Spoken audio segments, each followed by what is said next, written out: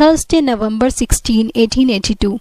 The master had come to Calcutta. In the evening he went to the house of Raj Mohan, a member of the Brahmo Samaj, where Narendra and some of his young friends used to meet and worship according to the Brahmo ceremonies.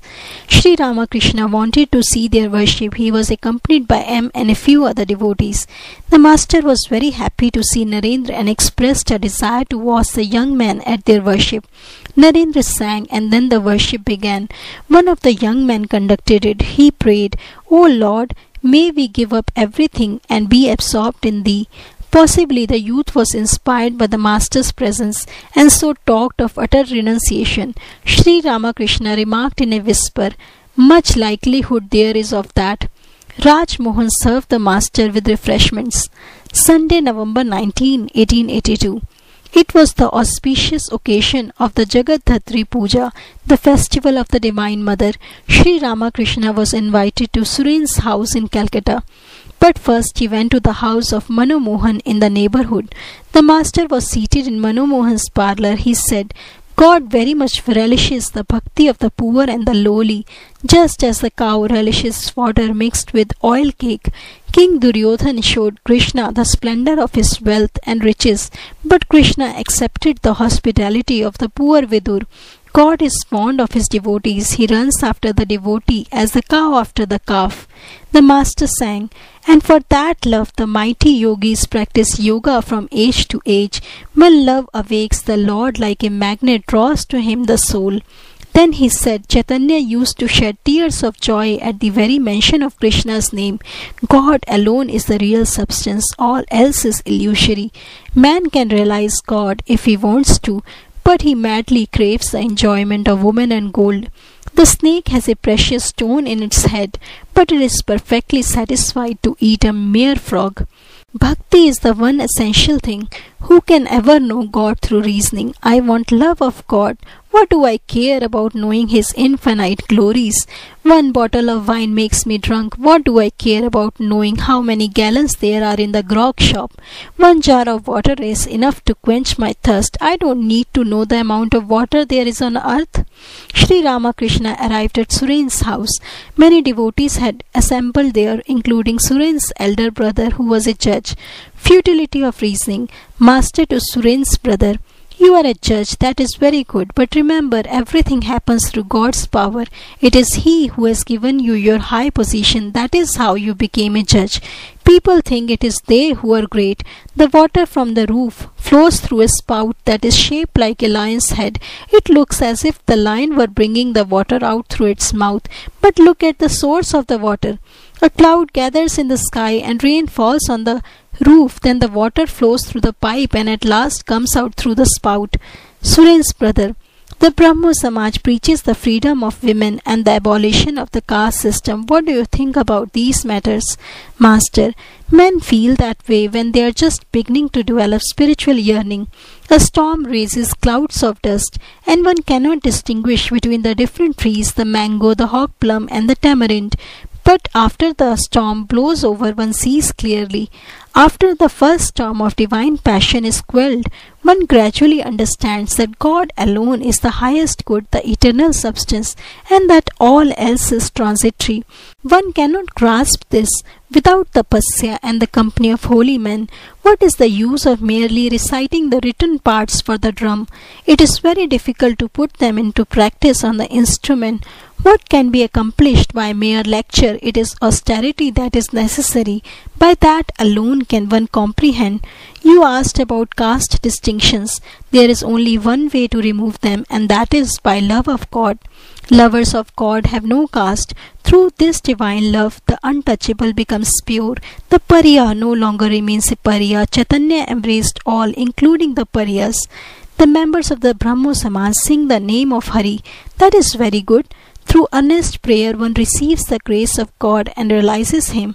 God can be realized by means of all paths. The same God is invoked by different names. Master on Theosophy, Suren's brother, Sir, what do you think of theosophy? Master, I have heard that man can acquire superhuman powers through it and perform miracles. I saw a man who had brought a ghost under control. The ghost used to procure various things for his master.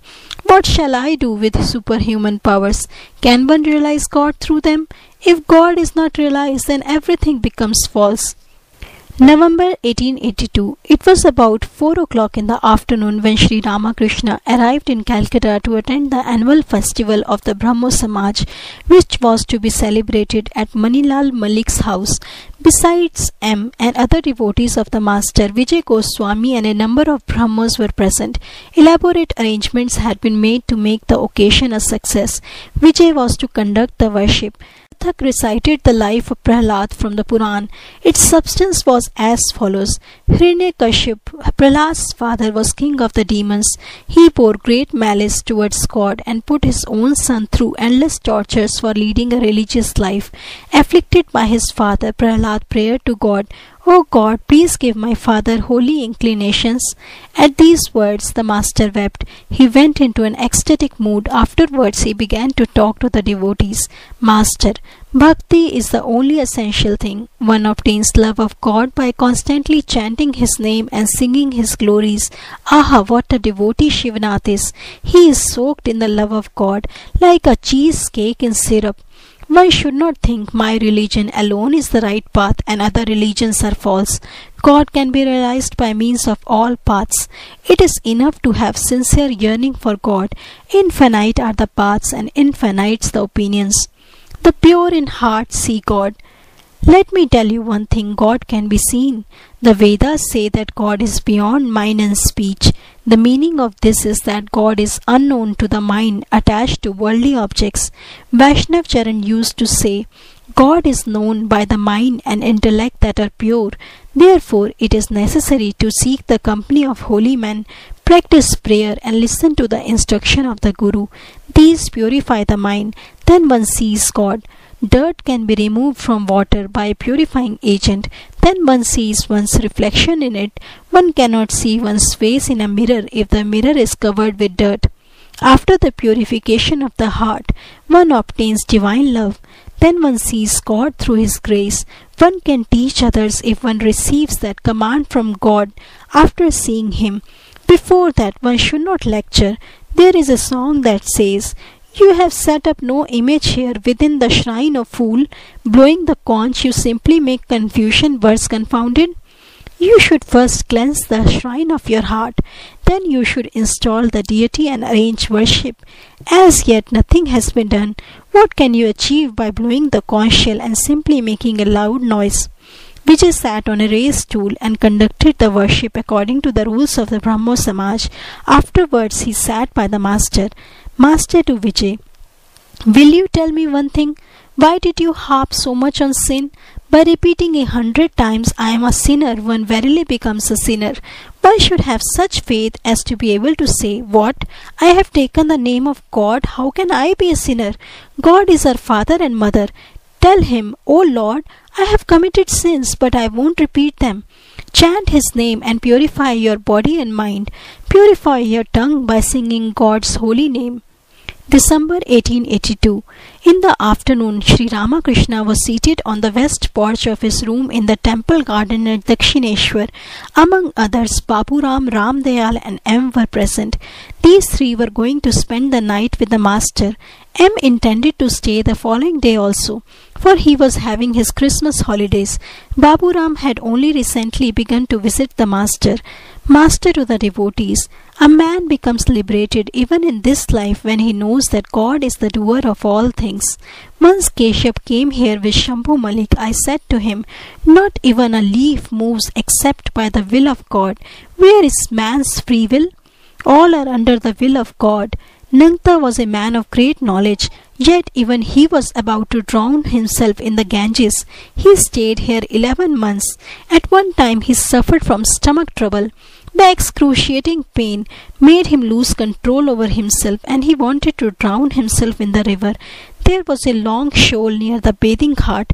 However far he went into the river, he could not find water above his knees. Then he understood everything and came back. At one time I was very ill and was about to cut my throat with a knife. Therefore I say, O Mother, I am the machine and thou art the operator. I am the chariot and thou art the driver. I move as thou movest me. I do as thou makest me do.